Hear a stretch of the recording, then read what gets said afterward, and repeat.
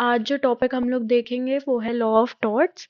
ये काफ़ी important topic है क्योंकि ये क्लैट एस्पिरेंट्स के लिए भी है, ये जुडिशरी एस्पिरेंट्स के लिए भी है और यूजीसी नेट वालों के लिए भी है। तो और एलएलबी के फर्स्ट ईयर में भी आएगा। तो हम लोग स्टार्ट करते हैं। सबसे पहले टॉर्ट जो है वो एक फ्रेंच वर्ड है जिसका इंग्लिश इक्विवेलेंट है वर्ड रॉन्ग। तो टॉर्ट का क्या मतलब होता है? रॉन्ग। टॉट एक लैटिन वर्ड से डिराइव किया गया जिसका है, मतलब जो लैटिन वर्ड है वो है टॉटम। वो टॉट वर्ड टॉटम से डिराइव किया जो कि लैटिन है। लेकिन टॉट अपने आप में एक फ्रेंच वर्ड है, क्योंकि हम लोग बहुत ज्यादा लैटिन मैक्सिम्स यूज करते हैं लॉ में, तो हम कंफ्यूज हो जाते हैं और हम इसको भी लैटिन लिख के आ जाते हैं, लेकिन ये फ्रेंच वर्ड है। अब देखो, टॉट का मतलब होता है रॉन्गफुल एक्ट। लेकिन क्या सारे रॉन्गफुल एक्ट टॉट होते हैं? नहीं। सिर्फ वो रॉन्गफुल एक्ट टॉट होते हैं जो प्राइवेट रॉन्ग्स में आते हैं, जो सिविल रॉन्ग में आते हैं। अब देखो, रॉन्ग्स क्या होते हैं? दो टाइप के होते हैं, एक पब्लिक रॉन्ग होता है, एक प्राइवेट रॉन्ग होता है। प्राइवेट रॉन्ग जो होता है वो अगेंस्ट स्टेट एट लार्ज होता है।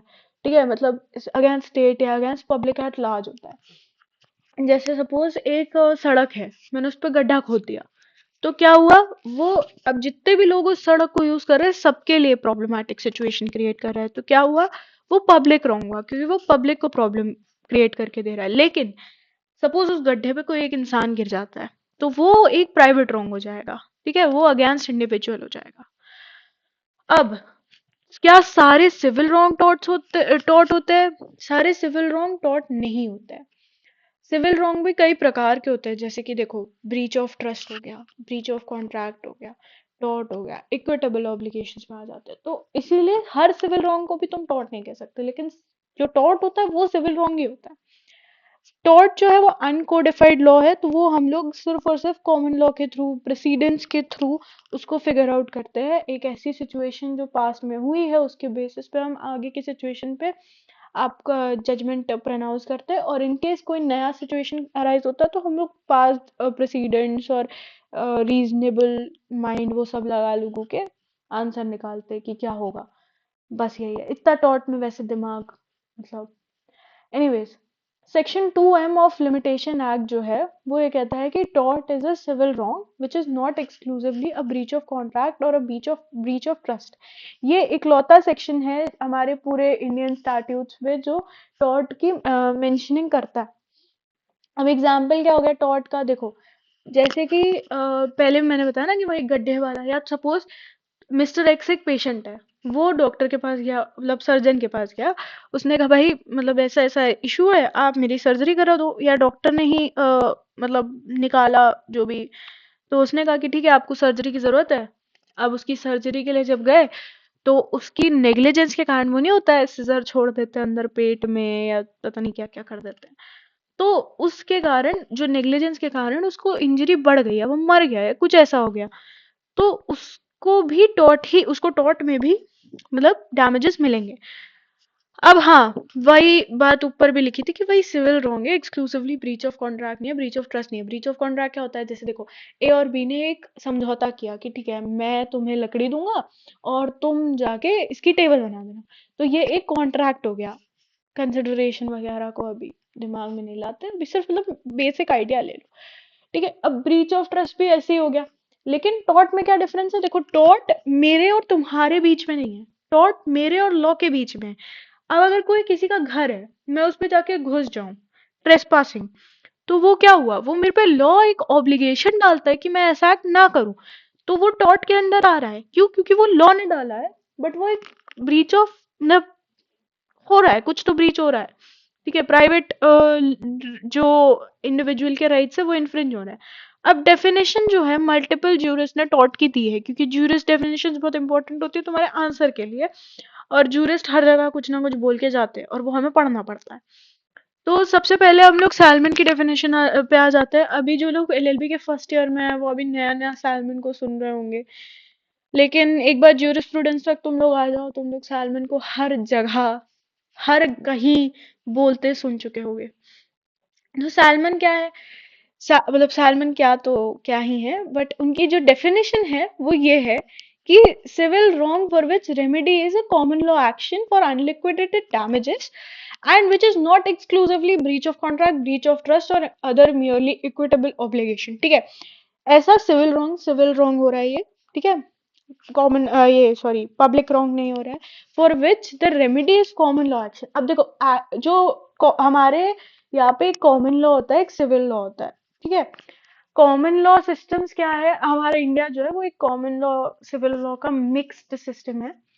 तो कॉमन लॉ क्या होता है, जहाँ पे स्टैट्यूट्स नहीं होते, मतलब जो प्रेसिडेंस के बेसिस पे होता है, तो उसे कॉमन लॉ कहते हैं। और कॉमन लॉ एक्शन क्यों, क्योंकि वही है, वो प्रेसिडेंस के बेसिस पे फॉर अनलिक्विडेटेड डैमेजेस। अब देखो, लॉ ने ऑब्लिगेशन लगाया ना कि मैं किसी के घर पे ना जाऊं, तो वो पहले से डिसाइडेड थोड़ी था कि मैं घुस ही जाऊंगी, उस पर उन्होंने कोई प्री डिसाइडेड अमाउंट नहीं लिखा था।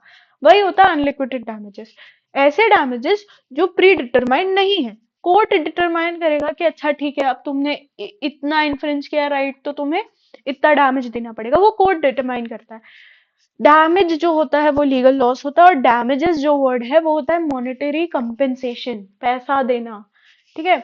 अब क्या होता है देखो, ऐसा अनलिक्विडेड damages and which is not exclusively breach of contract, breach of trust और other merely equitable obligation, वही जो ऊपर था वही नीचे।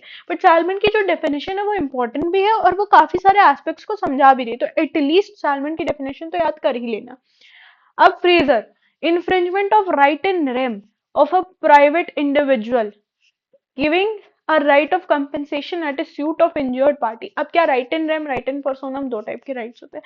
तो राइट इन मतलब मेरा मेरा राइट, ठीक है, मतलब उसका वो मतलब नहीं होता है, बट हाँ ठीक है।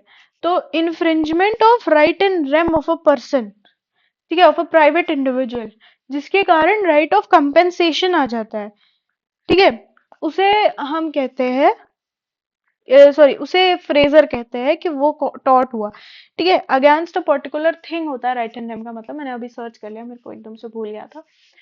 तो हाँ ठीक है, उससे कंपेंसेशन जो हमें मिलता है, अगर मैं तुम पे सूट डाल देती हूँ, तो उसे मैं कहूंगी राइट एंड रेम।